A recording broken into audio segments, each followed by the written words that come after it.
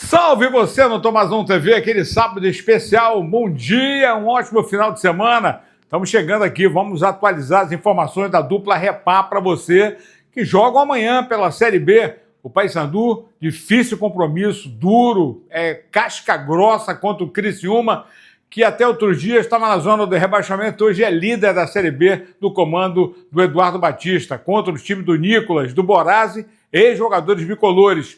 E o Remo, que apresentou o Guto Ferreira, não promete muitas alterações, mas quer o Remo voltando a jogar o seu melhor futebol. E para isso, conta também com o torcedor.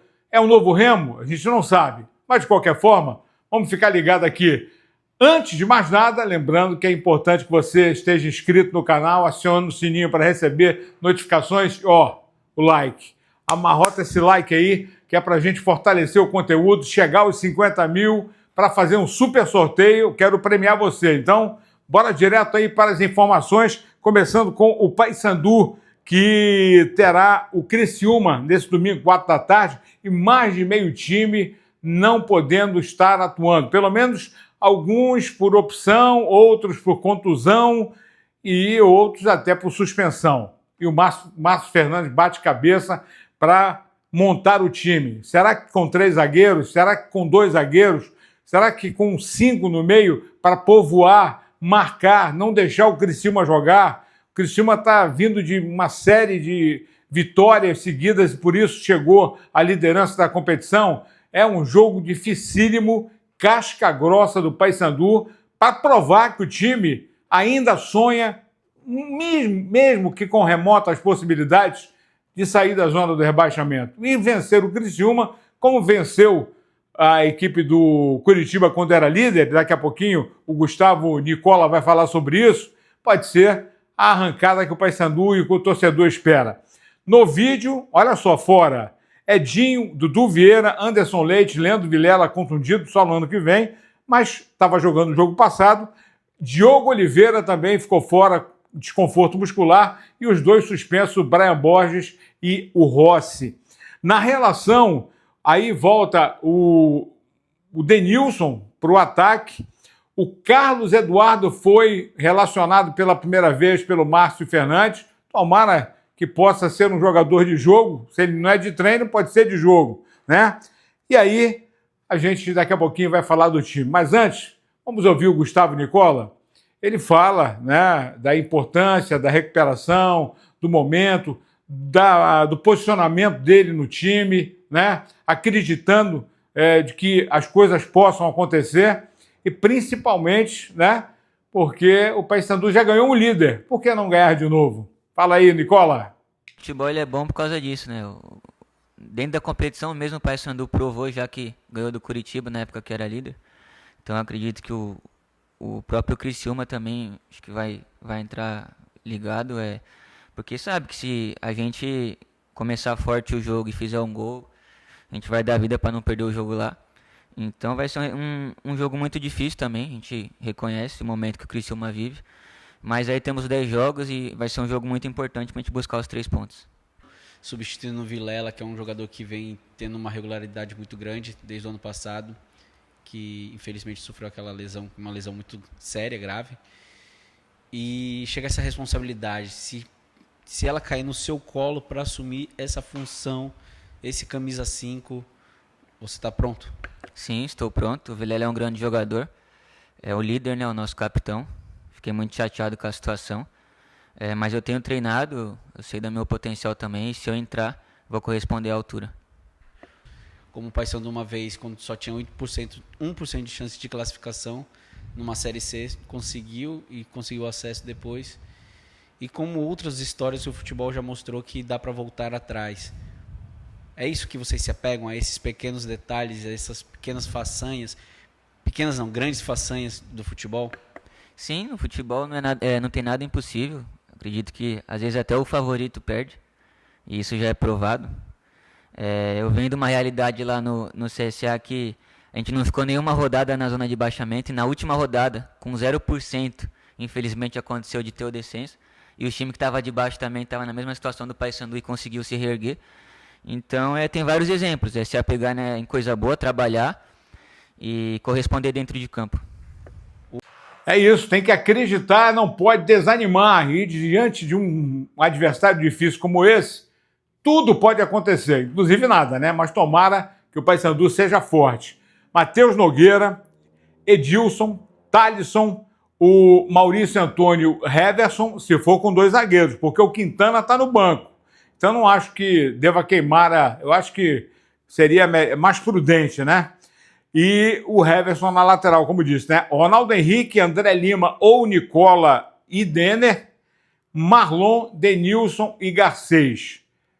Vamos esperar o Márcio escalar e não ficar aqui elocubrando? Tomara que seja um Paysandu forte, é isso que a gente quer, não pode descuidar.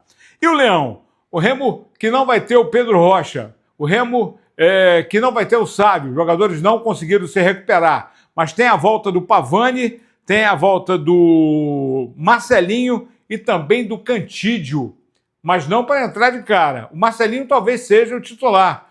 O Guto já deixou transparecer que ele vai mudar, inclusive, nas 2 laterais, com o Jorge entrando como titular na lateral esquerda no lugar do Alan Rodrigues, que não foi tão bem no jogo contra... Aliás, quem foi bem contra o Volta Redonda? Se fosse para mudar, mudaria todo mundo, né? Mas o Jaderson volta como titular no meio, a gente vai falar sobre isso. Um time que pode ter aí um Eduardo Melo, um Diego Hernandes, um Janderson, que foi, pelo menos entrou bem no segundo tempo, quando o Remo subiu de produção, mas na verdade a apresentação foi o que movimentou a sexta-feira no Baianão. O Guto Ferreira, ele fala do projeto, de estar dirigindo um Remo que ele conhece muito bem e que o acesso continua sendo um grande objetivo. E logicamente, contando com o torcedor. Guto Ferreira, um trecho da boa apresentação dele ontem no Baianão, com o Antônio Carlos Teixeira, com os 2 vices, o Milton Campos e o Glauber, e o executivo, o Marcos Braz. E o Guto Ferreira, o novo técnico azulino, no Tomazão TV. Que mude alguns comportamentos dentro da partida. Como? Exercitando nos treinos.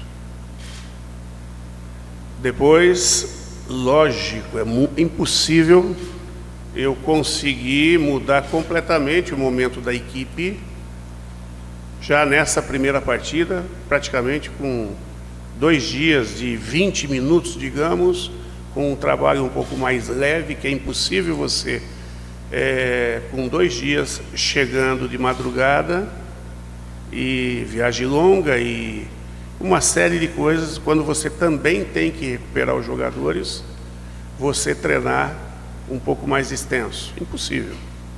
Então, tudo isso tem que ser colocado na balança e muita informação em pouco tempo acaba não assimilando nada. E se não assimila, a desconfiança ou a falta de confiança dentro da partida, ela cresce. Então, são poucas informações, mas diretas, assertivas, a busca de mudança de comportamento, né? E buscar se superar. À medida que o trabalho vai fluindo, as informações vão chegando, o treinamento vai adaptando àquele modelo de jogo que a gente tem estudado e vai propor a eles, e a tendência é crescer a qualidade do jogo. Crescendo a qualidade do jogo, tendência de vir as vitórias. O ano passado, eu assisti muitos jogos do Remo na Série C. Vim jogar aqui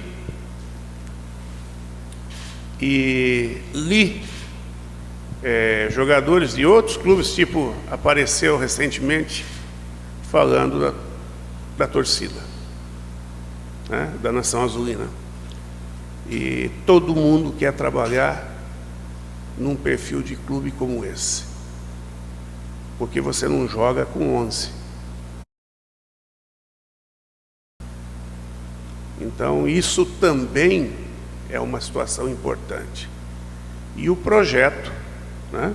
O projeto, eu acho que é um tiro curto, sim, mas é possibilidade de coisas muito maiores. E você tem que sempre procurar aqueles clubes que querem crescer, que querem fazer melhor e melhor e melhor. E você não cresce da noite para o dia, são processos. Mas quando se pensa grande, você tem que estar entre esses.